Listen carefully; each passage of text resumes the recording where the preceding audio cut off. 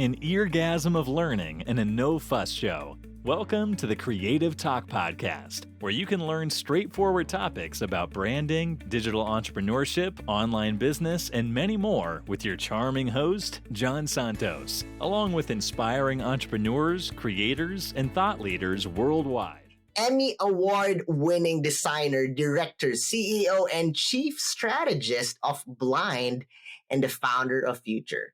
Guys, let's all welcome the amazing, again, I'm a fanboy here, Chris Du. Welcome to the show, my friend. Thanks very much for having me. I'm excited. I know our listeners and viewers are excited. Who or what influenced you to be in this position of greatness? I mean, give us an overview of your story, who Chris Du is. The floor is yours, my friend. Where do you want me to answer that question, and what?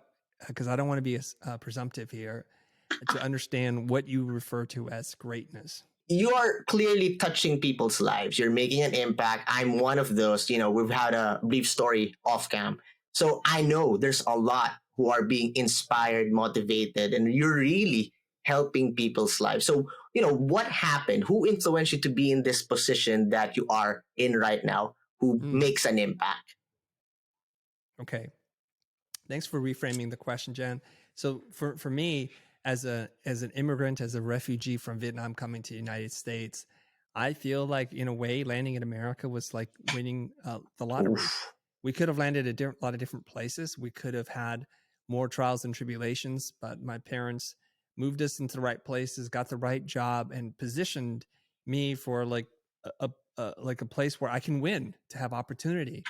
And in doing so and achieving the kind of results I've been able to get as a professional designer, as a motion designer, director, and animator, got me to start thinking, why am I so lucky? Why do I deserve any of this? And the truth is, I don't deserve anything.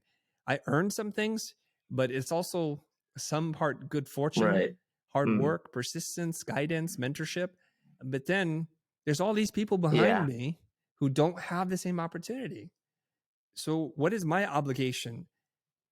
Service to others is how you pay rent on your time for earth, and the rent is due. That's a Muhammad Ali quote. I hope I got that right. So service to others means a lot to me. And here's the thing. I'm not trying to get on here as some kind of platform to lecture at anybody to say you must serve other people. If you just want to be a successful business person, if you want to be respected as a leader, as an entrepreneur, as a parent, serve others. And everything that you want in your life, from fulfillment to health and wealth, will come to you. Ooh, I love that, man. I love that. It's so on point. And I totally agree. I mean, not because, I'm a fanboy here, but you really are helping others. The authenticity of you caring, loving, and giving values from the video that you make, from you speaking. I've been following you since the carousel days. I mean, you are really giving value to people and changing people's lives. You mentioned about, business and making an impact. I know our listeners and viewers are excited. I'm excited, my friend, to know, your tips, powerful tips to grow a business, especially in this year and the years to come, from an expert like you who grew 2.1 million YouTube subscribers for the Futur, guys, at the Futur. Tips, my friend, the floor is yours. Okay. So I want to be clear about something. I have a different approach to this than most people. I'm going to tell you the two different ways that you can do this. If you're in need of a client right now, meaning your rent is due, you don't have baby formula for your kid, your parents are not getting the love and care that they need because of financial reasons, we can't afford at this point to play this long game, which is what I really recommend. But let's take care of our business first, our business needs. And the way that we do that is we're first going to make sure that we have a foundation where people, when they see our work, they're going to want to hire us. And so that's the first part. So people tend to skip over this part. So I'm going to spend a little bit of time talking about this. Right. You don't need 10 or 20 pieces. You need 3 to 5. If you're an email marketer, I'd like to see 3 to 5 campaigns that you've done and to see the results. The delta, the difference between when you started and when you ended, is really important to talk about, to have quantifiable metrics of success. If you build a website, you can show the before and after. So visually, it's going to look different. The user flow is going to be different. But most importantly, you can talk about time on site has increased. Bounce rate has decreased. conversions have increased, and you want to show that and you want to document that. So you can see a pattern that's happening here. I call it the 2Bs. You need to know what the baseline is and what the benchmarks are. And knowing those two things can really show that I have some kind of impact that's tangible to the businesses that hire me. This is very important because too many creative types sell creative services. They sell soft and feel. They sell luxury quote and premium quote. What is that? People might like that, but if you sell money, if you create money and wealth for other people, they will buy all day long and you'll have no shortage of clients. So have 3 to 5 pieces that show an example of what it is that you do and the impact that you've been able to create. So if we start there, we're already really good place. Next thing you want to do, you want to reach out to anybody that's in your direct and indirect network and say, I have opportunity to take on, or I have the ability, not the opportunity, I have the ability to take on 2 clients next month. If anybody knows someone who needs an email marketer, a website designer, a motion graphics videographer, whatever it is that you do, let me know because I have 2 openings available and I'm looking for new clients to work with, especially if they're in X industry or space. Like if they're in the sports apparel industry, that's my jam. That's who I help. So the more specific you are in communicating and articulating what it is that you do, the easier it is that people are going to be able to think, you know, I heard of Jan. He does X. I have an opportunity. I need to see if we're a good fit. I'm going to reach out. But if you make it hard to remember what it is that you do, well, people will forget. You're unremarkable and you're forgettable. Love that. So that's what you would do first, right? Friends, family, friends of friends, reach out to them, let them all know you're available and you're looking for opportunities. And the next thing that's going to happen is someone's going to ask you, well, how much? So before you get to that part, just say, look, let's discuss what it is that you need. I guarantee you I will make the price work for you. Now, I'm coming from a place where we don't have a lot of options, and I'm trying to get rid of as many objections upfront as possible. So money is going to be always a problem, right? So what we want to do is we just want to temporarily delay the money conversation by putting their mind at ease, saying, I guarantee you I will do it for a price that you could afford, that you will find to be valuable. So you'll talk about the project and you'll scope something out. You may float a number that's more than what they can handle, but at least you're constructing the conversation, the proper sequence, value first, price later. So if they say, well, you know, we can't afford $25,000 to build this, then you can ask them, what can you afford? You still have an ability to get out of this conversation, even though you said, I guarantee you I can do it for a price that you can afford. Then they'll say something like, they'll say, we want to do it for $2,000. And that's way below market rate. You can say, well, I didn't think this was going to happen, but you actually came up with a price that is lower than what anybody that I know could do this for, including myself. Right. So perhaps we're a little unrealistic or overly ambitious with what you need. Now, there are things I can do for $2,500. I just can't do what you've asked for. And if you start there, okay, let's work together. Let's find a way, and being very upfront with people. Wow. So that's one thing that you can do. Now we'll go to the second part. Okay. Now let's say you have some deal flow going. There are projects that you're being considered for, some that you're actively working on, and some that you're bidding on, waiting for confirmation if the project's going to start or not. Now you want to play the second game, which is a much longer game. We'll call that content marketing. Oof. This is not a direct one-to-one thing where you make one effort and you get one client.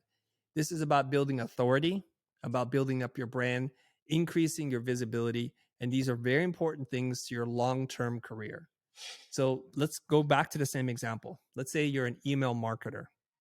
And this is what you do. You're very good at creating soap opera email sequences with high click-through rates, high open rates. All those things are very good. So what you want to do is now, what do I need to do to stand out 1/8 of an inch above everybody else who's in my space? Right. You want to establish pieces of thought leadership. You want to write articles. You want to create videos. You want to dispel myths. You want to say, you know how you thought this? It's actually not that, it's this. Or you know how this is really difficult, and you reframe it. Think of it more like this. You make analogies, metaphors. You provide frameworks. You provide prompts. You can conduct studies. You can say, these are the top 3 highest open rates for a subject line. Would you like to know what they are? And then you tell people. In doing so, What you do in the mind of the audience is you establish yourself as an expert, or at least somebody who knows more than what they know, and you rise in esteem. So when they start looking at your post, when they start commenting on your post, you should reach out to them. The best platform to do this on is LinkedIn, because it can actually show you who's looking at your profile and who's actually commenting on things. And more likely than not, they're real people. Yes, there are robots on LinkedIn as well, but fewer robots than there are on other platforms. And it's a platform for professional business people to network and do business with each other. So it doesn't feel out of place. When you post on Instagram or TikTok, you do not know what the mindset of the audience is. Yeah. They're there to be entertained. Maybe they want to learn a dance move, or they just want to listen to an ASMR video. We don't think that they're always in a buying state of mind, or they're looking to solve a problem. But more likely than not, people on LinkedIn are looking literally for that every single day. And that's how I would do it. Wow. Wow, Chris. That's like from A, B, C, D. I mean, wow, that's a powerhouse. Thank you. A follow-up question, Chris. In the start, you said, you need to be specific of who you are and what you do, so that, you can be clear and specific to what you can offer, right? People, your potential clients will understand what you're doing and what you are offering. I think that's where the misconception starts. A lot of people wants to do everything, or at least they think that they can do a lot of things because maybe they can. They're a designer, they want to jump to video, audio, design, and everything. What's the basic tip to narrow down that part where you need to be specific, you need to be clear of what you offer and stick to that? Yeah. I can tell you the answer, but I need to set up the answer before I tell it to you, because people will not listen to this. Okay. You know, and I know that there are riches in the niches, that the narrower you go, the more likely you are to get more clients. And it's counterintuitive. So let's understand the logic, okay? The reason why people are afraid to commit to a certain type of customer, to have a target market, is because they think, well, if the pie is bigger, my potential of hitting a client is much bigger. It seems pretty logical, but let's examine why that doesn't work out in the real world. Okay. So let's say you describe yourself as a designer. Let's just start there, because it's an example I can understand. So you're like, I'm a designer and I help people. I help entrepreneurs. So everyone who's in business is a potential client. And if you need design services, I'm your person. So now when an entrepreneur, anyone who's in business, says, I need an interior designer, well, you're one of them, possibly, but then they look for interior designers, and then your portfolio doesn't line up. I'm looking for a web designer, but you're more of an identity designer. So what you're doing by being broad is you're inviting a lot of competition in, and nobody wants that. Ideally, the purpose of marketing and the sub part of marketing is positioning, is to reduce or possibly eliminate competition. When you have no competition, supply is only one, you, and demand is whatever you can generate. So you're on the right side of the supply-demand equation. And so you don't want to increase competition, because now there's a ton of supply. So your lack of ability to focus and to state what it is that you do invites competition. And then therefore, when there's a lot of competition, the client has a lot of options. They can elect to pay high, or more often than not, they elect to pay low. Or they say, you know what makes you different than A, B, C, and D? Right. And actually, I got a really good bid that's one half of what you're bidding at. And now you've done it to yourself. By design or by neglect, you've done it to yourself. You've inadvertently invited a lot of competition, which is what you wanted at the beginning. You want to go against a lot of people. So you can say this should not be a surprise. So what can we do? I've done this live coaching session before. People are like, I can't pick, Chris. I just can't pick. So I tell them, well, we're going to do this exercise. Seth Godin calls it splitting the market in his book. This is marketing, I think, split the market. Yeah. And how split the market works is you just pick one dimension and you ask the person to pick. They're like, I can't pick. I'm like, watch. Would you like to serve men or women? They're like, both. I'm like, that's not picking. Men or women? And they said, women. I said, great. So now we've eliminated the market by half, with the assumption that there are half men and half women in the market, right? Are you looking to serve older women or younger women? And they try that, well, in the middle. I'm like, no, you need to pick older women or younger women. It could be that they're in the middle, but then they're like older women. I said, you want to serve older women. Are they married? Are they divorced? They're married. Do they have kids? Yes, they do. And then they go, no, actually they're divorced with kids. I said, perfect. So you're looking to work with single mothers. How clear does that become now? Ooh, okay. Yeah. And here's where the big unlock is going to come. I asked them this question. Why is it important for you to work with single women? And I look at this person, this is a man, and then they get all choked up. And they say, well, growing up, my father was not in our lives. And I watched my mom bust her butt, work multiple jobs, and do everything that she could to support us and sacrifice her own joy and happiness to make sure we got ahead. Now that I have some piece of success, I'm looking out for the other single moms who need help, who need a hand, because there are a lot of deadbeat dads out there. And I said, is this anywhere in your marketing, in your story, in your positioning? He goes, no. I said, do you think that by sharing this and saying, I am actually for single moms and I'm going to help you find a home that you can afford for a really good price, don't you think that makes you really compelling?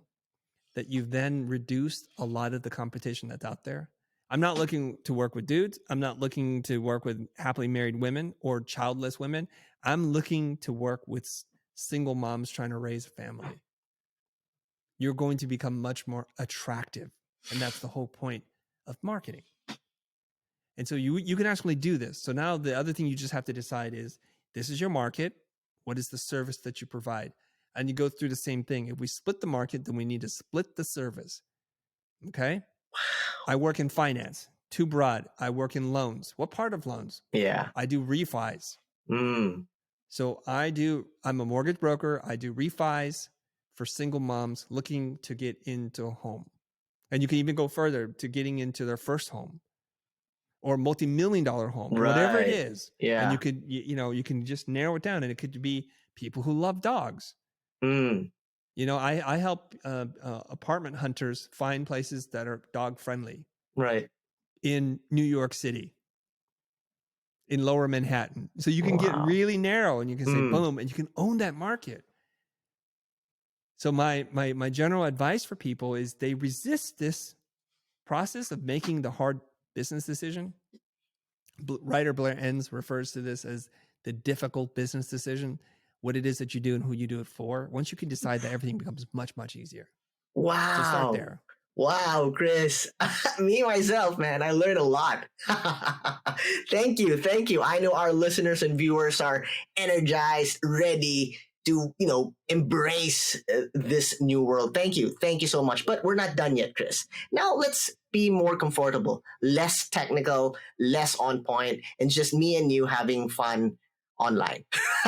All right. We call this the creative fast talk. I'm going to be asking you questions, and you're not allowed to spend much time thinking what the right answer would be. All right? Okay. All right. First question. Sun or snow? Sun. Structured or chaotic? Structured. Love or money? Love. Yes. If you were an animal, Chris, what animal would you be and why? Probably be a bird. I want to fly. I like freedom. Wow. Love that. I was about to ask you, be specific. What type of bird? Narrowing it down, my friend. All right, next. Falcon. Oh, yeah. There you go, guys. Falcon. All right, next. Popcorn and movies or dinner and dancing? Popcorn and movie. All right. Okay. I don't dance. Yeah.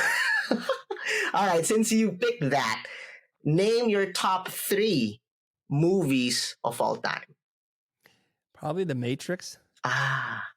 Shawshank Redemption. And probably A Sixth Sense.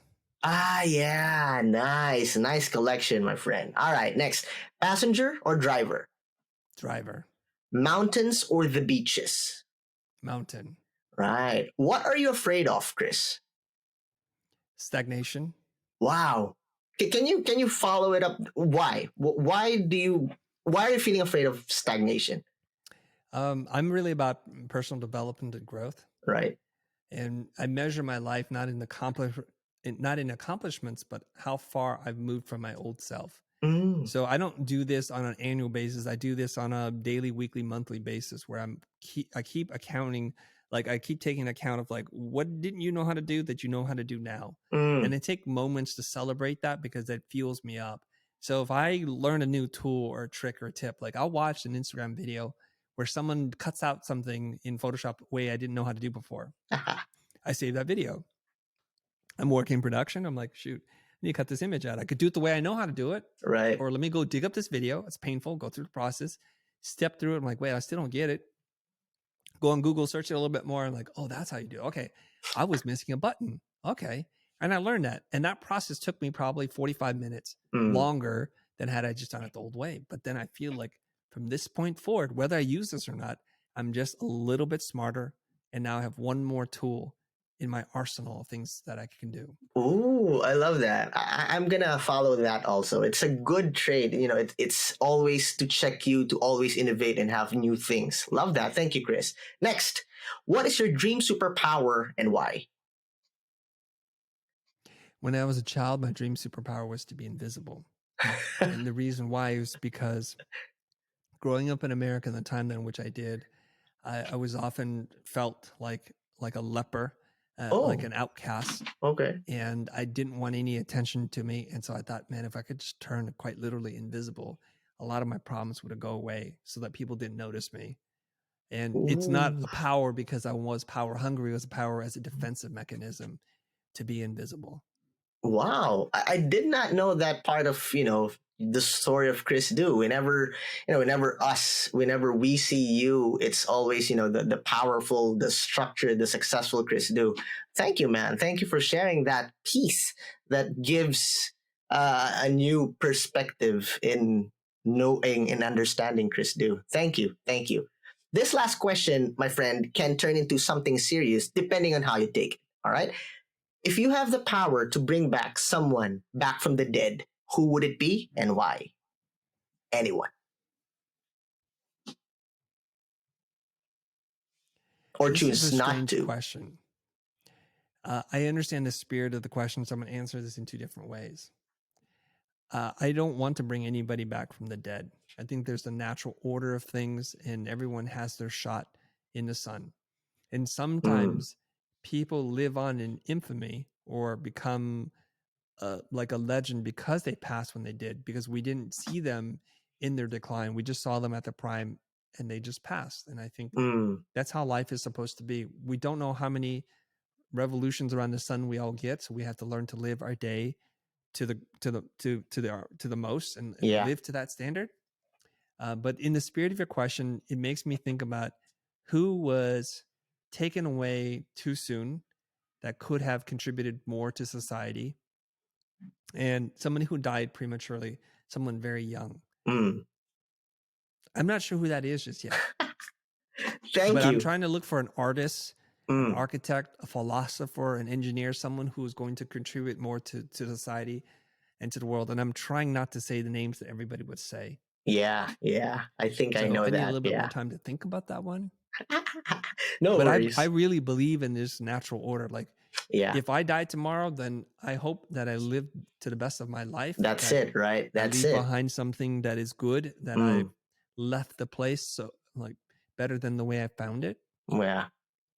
Wow. Right. So that's how I try to live my life. Thank you, Chris. I mean, this is a wonderful experience. I know, including me, we are so equipped, inspired, as always, watching and consuming videos from you and the Futur. It's life-changing. Again, from one friend to another. Thank you. Thank you, Chris, for spending the time to be here in the show. My friend, if you want to promote, you have a lot of projects, events, online activities, feel free. The floor is yours. Yeah, you're in the Philippines, right? Yes. So I just want to let everybody know I had a blast last time I was in the Philippines as part of LitCot, and I will be coming back in September. We're doing some intensive stuff. We're doing a talk, a full day workshop, because I just felt like I needed more time to work with folks. And people in the Philippines, in Manila and Cebu, I just really appreciate your energy, your warmth, your kindness, your enthusiasm, and I really look forward to seeing you. I hope that you'll make your way there so that I can meet you in person.